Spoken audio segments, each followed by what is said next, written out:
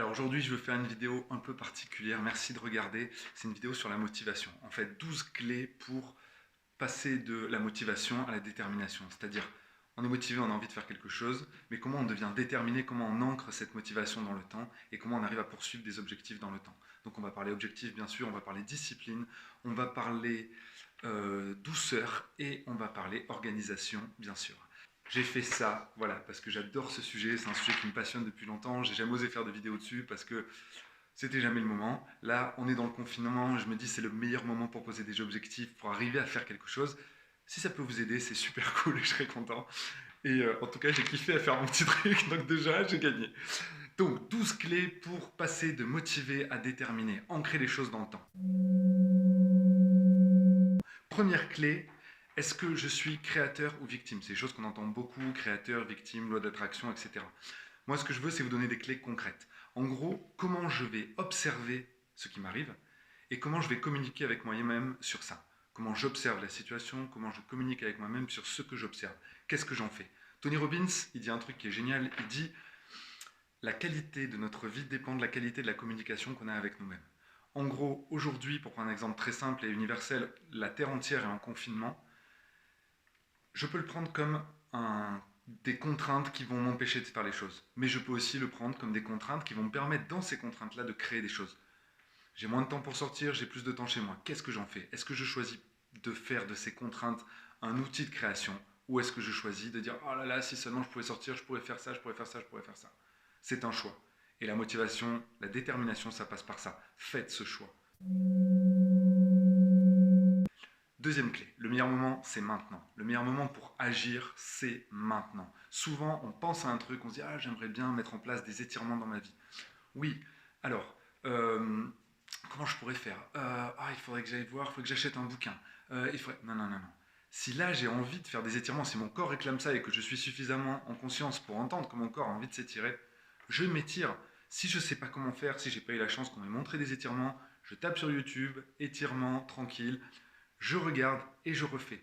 Mais le meilleur moment pour agir, c'est maintenant. L'organisation, je vous l'ai dit, ça va être primordial dans ce qu'on va faire. Par contre, on commence par l'action. Si je veux aller marcher, je vais marcher. Si je veux méditer, je me mets à méditer. Si je veux m'étirer, je m'étire. Je commence par l'action. Et le fait d'agir, c'est ça qui va permettre ensuite de créer mon organisation. C'est la base. Troisième clé, je dois accepter que mon organisation, elle doit être imparfaite. Elle ne sera jamais parfaite de toute façon, vu que je vais l'organiser dans la matière, vu que j'ai une vie, ce ne sera jamais parfait. Par contre, elle doit être bien, c'est tout. Et c'est déjà très bien. Et surtout, au fur et à mesure que je vais faire les choses, mon organisation va changer, bien évidemment. Je vais me rendre compte que c'est plus intéressant de faire ça que de faire ça, ou de le faire avant ça que après ça. Mais on s'en fout. Je pose d'abord une organisation. On va revenir sur ça, comment poser l'organisation, les objectifs, tout ça. Mais je dois d'abord accepter que l'organisation que je pose, elle est imparfaite. Ça, c'est primordial. Quatrième clé. Pour m'organiser, je dois faire la différence entre un challenge et une routine. Voilà, quand je veux mettre quelque chose en place dans ma vie, tout va changer si ce que je veux mettre en place, c'est un challenge à durée déterminée pendant quelques semaines, je veux me mettre à fond sur les étirements, ou si c'est une routine, c'est-à-dire je veux dans ma vie mettre des étirements, mais dans la durée. Je veux dans 15 ans continuer à m'étirer, être souple et c'est trop cool. Donc c'est pas la même organisation que ça va demander. Donc la première des choses, avant même de préciser exactement l'objectif, je dois savoir si là je veux faire un challenge, c'est-à-dire j'y vais à fond sur une période courte, ou si je pars sur une routine, un rituel, quelque chose que je rentre dans ma vie avec de la douceur et du coup une organisation beaucoup plus rodée. Cinquième clé, mon objectif, il doit avoir des caractéristiques, mais avant tout, je dois le définir. Je dois le définir et je dois l'écrire. Je dois écrire mon objectif. Mais il doit être atteignable, motivant et concret. S'il n'a pas ces trois caractéristiques, ben, c'est compliqué. Il y a tout un courant de pensée qui parle des objectifs SMART, c'est très intéressant, S-M-A-R-T, c'est génial, je vous conseille d'y aller. Mais si vous voulez là juste une clé concrète, atteignable, motivant, concret. Je prends un exemple, je veux me mettre à motiver, je veux me mettre à motiver, je regarde cette vidéo. Je veux me mettre à méditer tous les jours. Je me dis c'est bon pour moi, j'ai envie de me centrer. Ok, d'abord mon objectif il doit être atteignable, c'est-à-dire si j'ai jamais méditer de ma vie, et si je me dis je vais commencer par méditer 20 minutes tous les jours, je peux vous garantir que ça va être long et ça va être dur. Donc atteignable, ça veut dire qu'il faut qu'il soit pas trop fort pour que je puisse le remplir. Je peux me dire par exemple, J'aimerais méditer 1 minute tous les jours pendant 15 jours. Et après, je verrai. Ça, c'est atteignable. Maintenant, est-ce que c'est motivant? Il faut qu'il soit motivant. Parce que si ce n'est pas motivant, si je n'ai pas l'impression que je vais en retirer des bénéfices, je ne vais pas avoir envie de le faire. Donc, ça a peu d'intérêt. Donc, mon objectif, il doit être motivant. 1 minute, ça peut être motivant. Donc, je vais le garder. Par contre, si je me dis tous les jours, je me fais 10 secondes de méditation, ça ne va pas être motivant. Donc, au bout de 3 jours, je vais dire, de toute façon, ça changerait, 10 secondes, voilà. Donc, mon objectif, atteignable, motivant. Concret, c'est-à-dire, j'ai envie de méditer tous les jours, ça ne marchera jamais. Enfin, ça marchera jamais, ça marchera peut-être, mais ça va être compliqué. Par contre, si je me dis, tous les jours, à 10 heures du matin, avant de prendre mon petit déjeuner, 10 heures, ça fait un peu tard. Tous les jours, à 8 heures du matin, avant de prendre mon petit déjeuner, je prends 1 minute pour méditer dans le silence, et c'est tout. Ça, c'est concret. Mon objectif, atteignable, motivant, concret, ça, c'est la 5e clé. 6e clé, je ne vais pas écrire seulement mon objectif, je vais aussi écrire tout ce que j'ai à y gagner. Et tout ce que j'ai à y gagner qui me concerne, qui vont me transformer. Par exemple, je vais devenir plus endurant, je vais me faire plus de bien, je vais être plus heureux, je vais être plus centré, voilà, ce que vous voulez. Mais en tout cas, vous écrivez. Je sais qu'on a la flemme, on se dit non mais c'est pas nécessaire. Si, vous écrivez l'objectif clairement, avec la 5e clé, et là vous écrivez tout ce que vous avez à gagner à atteindre cet objectif. 7e clé, vous écrivez aussi tout ce que vous avez à perdre si vous ne l'atteignez pas. Ben ouais, on est comme ça. On aime bien la carotte, mais le bâton, des fois, ça marche bien. Donc j'écris aussi tout ce que j'ai à perdre. Voilà.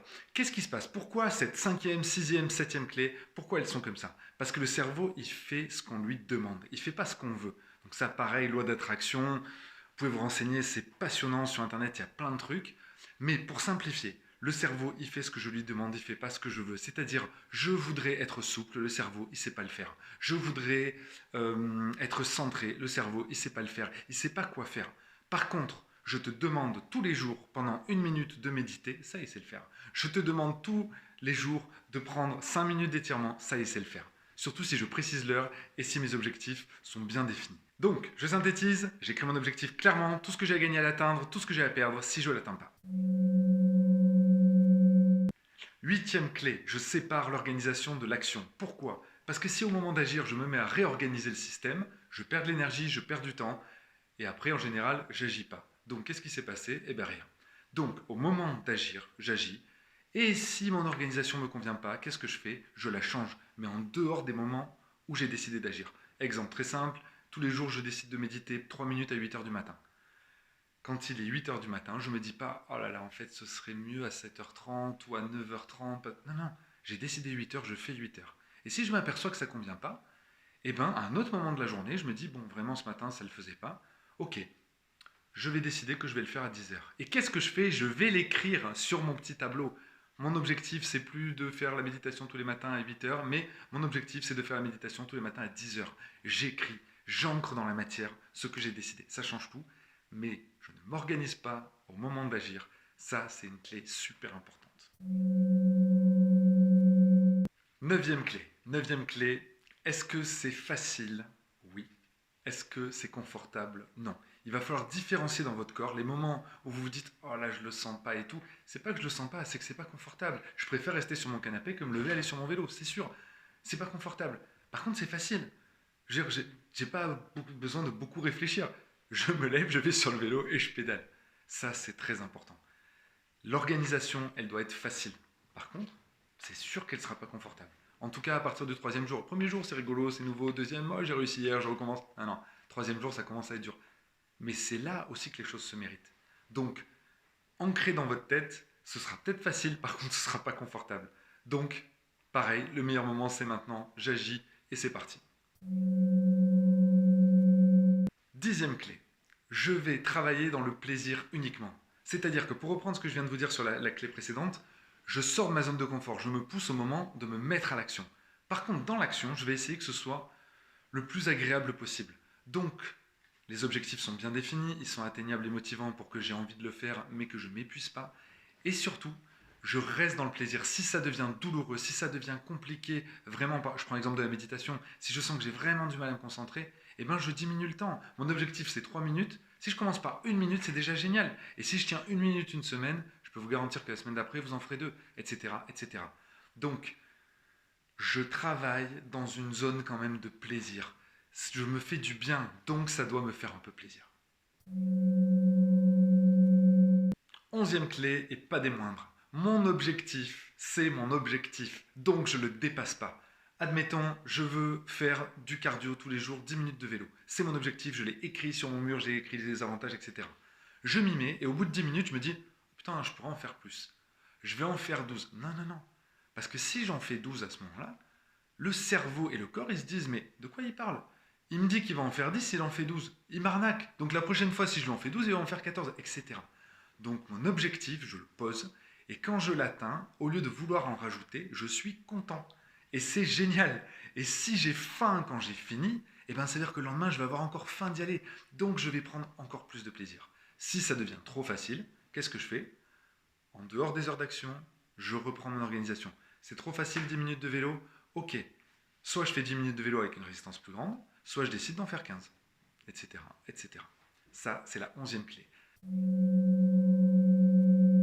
Attention, dernière clé, 12e clé, et qui est vraiment importante. Je dois me récompenser. Je vous le redis, la phrase de Tony Robbins, la qualité de la vie dépend de la qualité de la communication que j'ai avec moi-même. Si, quand je réussis mon truc, j'arrive pas à me récompenser, à me dire bravo, eh ben c'est comme le gamin qui ramène une super bonne note de l'école et à qui je dis ah ok super. Ça marche pas. Il revient avec un carnet de notes, je veux dire il y a 3 18, si je passe pas au moins un quart d'heure sur chaque 18 à dire mais qu'est-ce qui s'est passé, raconte-moi ce que tu as compris, comment tu as fait, qu'est-ce qui t'a plu. Là, il va avoir envie de recommencer. Si par contre je lui dis ah ok ça c'est bien, ah, par contre t'as une mauvaise note là, ça c'est de la merde. Je suis pas motivé, en tout cas je suis pas déterminé et en tout cas je me fais pas du bien profondément. Je vais peut-être y arriver, hein, mais je vais y arriver sans me faire du bien. Et le but quand même de tout ce qu'on met en place là, c'est d'arriver à se faire du bien. Encore une fois, c'est pas fait pour être forcément confortable, mais le but c'est d'être de mieux en mieux, de se faire du bien, d'avancer, d'évoluer, de se faire plaisir. Donc ces 12 clés pour passer de la motivation à la détermination, j'espère qu'elles vont vous parler, j'espère qu'elles vont vous aider. En tout cas, moi, ça m'a énormément aidé de comprendre tout ça. N'hésitez pas à me faire des retours, franchement avec plaisir, et j'espère que vous allez prendre plein de plaisir à poser des objectifs et à les atteindre. À très bientôt.